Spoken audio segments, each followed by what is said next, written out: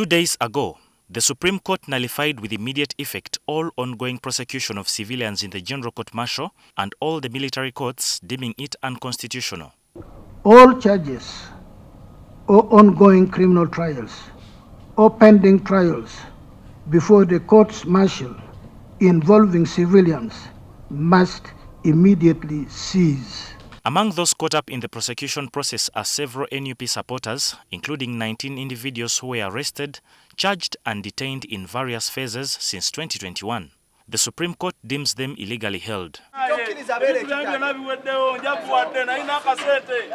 In response to this judgment, the NUP, through its lawyers, plan to storm the General Court-Martial tomorrow with a clear objective of demanding discharge forms necessary for the immediate release of their supporters still behind bars. Tomorrow morning, our lawyers are going to go to the court-martial to ask for a discharge form for all these people that have been tried by the court-martial and literally persecuted.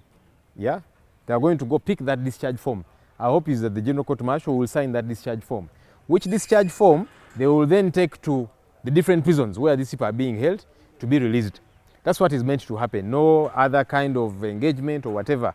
We are going to move court to ensure that we get release orders for all these people, because there is no reason why they're in custody anymore.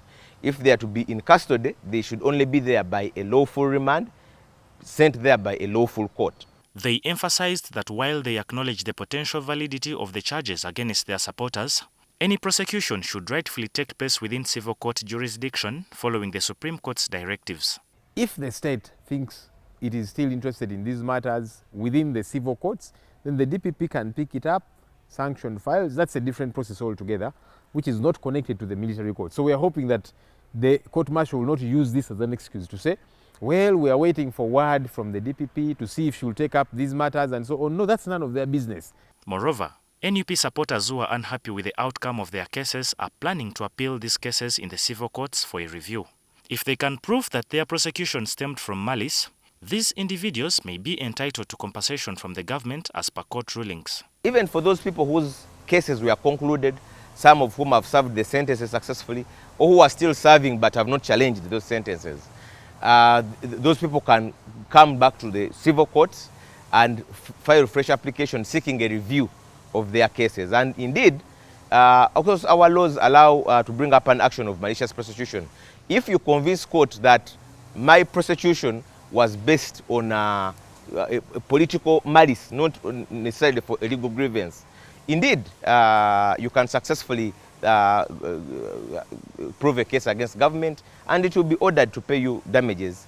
The Supreme Court's decision has ignited critical dialogue regarding the rights of civilians within the Ugandan judicial system, particularly concerning the use of military courts for civilian offences.